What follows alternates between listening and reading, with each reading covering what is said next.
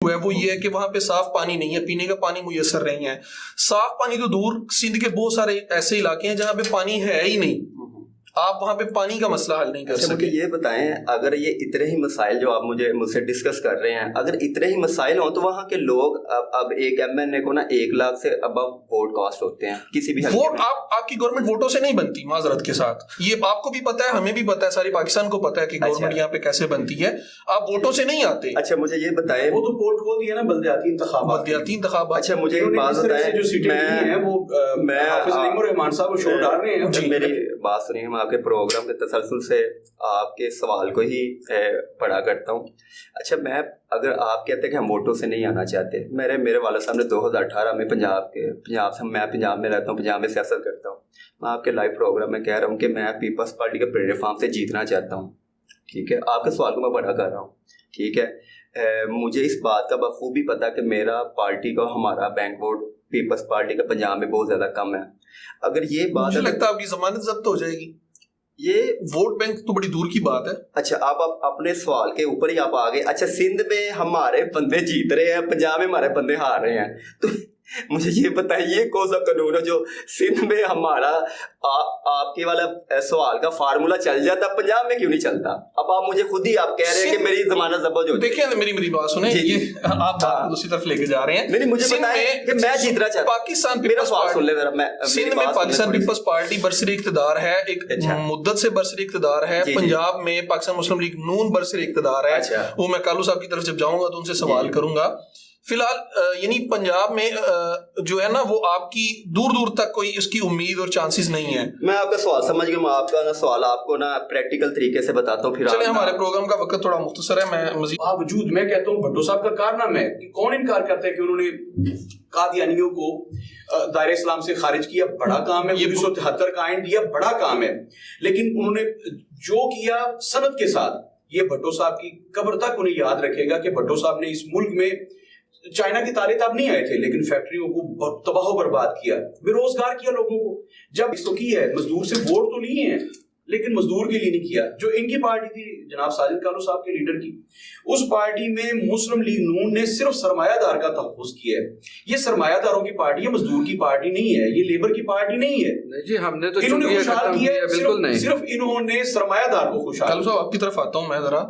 जी sir, Kalu साहब से, कालू साहब क्या कहना चाहते हैं, कालू साहब को सुनते हैं कि इनकी पार्टी ने मजदूर के लिए क्या किया। जो सरमायादार थे, चूंकि ये 2 को 4 से जरब देने वाले थे, बल्कि 2 को 400 से जरब देने वाले लोग थे, इसलिए इनकी असासा जातो जिसके पास 2 अरब था उसके पास मतलब 20 अरब हो गया। लेकिन जो मजदूर था बेचारा, मैंने कहा कि इन्होंने बेरोजगार किया, लोगों को बेरोजगार किया। जो बेचारा 2, 4, 5 करोड़ से बिजनेस करता, उसकी फैक्ट्री को ताले लगे हुए। ये हमने टैक्सेस में कमी की है सर, हमने टैक्सेस में कमी की है। जब भी ये देखिए 98 में नहीं, आपकी मौजूदा हुकूमत भी बता रही है कि आपने टैक्सेस में कमी की, आपने महंगाई में कमी की है। आप 1 साल से हैं सर, इस वक्त बिल्कुल नहीं। सिर्फ इन्होंने सरमायादार को खुशहाल। कालू साहब आपकी तरफ आता हूँ मैं जरा। जी सर, कालू साहब से, कालू साहब क्या कहना चाहते हैं, कालू साहब को सुनते हैं कि इनकी पार्टी ने मजदूर के लिए क्या किया। मैं कहता हूं कि इन्होंने जो सरमायादार थे, चूंकि ये 2 को 4 से जरब देने वाले थे, बल्कि 2 को 400 से जरब देने वाले लोग थे, इसलिए इनकी असासा जातो जिसके पास 2 अरब था उसके पास मतलब 20 अरब हो गया। लेकिन जो मजदूर था बेचारा, मैंने कहा कि इन्होंने बेरोजगार किया, लोगों को बेरोजगार किया। जो बेचारा 2, 4, 5 करोड़ से बिजनेस करता, उसकी फैक्ट्री को ताले लगे हुए। ये हमने टैक्सेस में कमी की है सर, हमने टैक्सेस में कमी की है। जब भी ये देखिए 98 में, नहीं, आपकी मौजूदा हुकूमत भी बता रही है कि आपने टैक्सेस में कमी की, आपने महंगाई में कमी की है। आप 1 साल से हैं सर। इस वक्त मसला ये है कि जो कचरा पीटीआई ने हमारे सर पे आके फेंक दिया है, पीटीआई भी यही कहती थी कि जो कुछ किया जा रहा है ये पिछली हुकूमतों का है। तो अगर आपको पता है कि इमरान खान ने किया जा रहा है, तो आप क्यों आए थे महंगाई मार्च करके? नहीं, हम महंगाई मार्च के जरिए नहीं, ऐसी कोई बात नहीं। देखिए लोगों का इत्मीनान इमरान खान साहब से उठ गया था।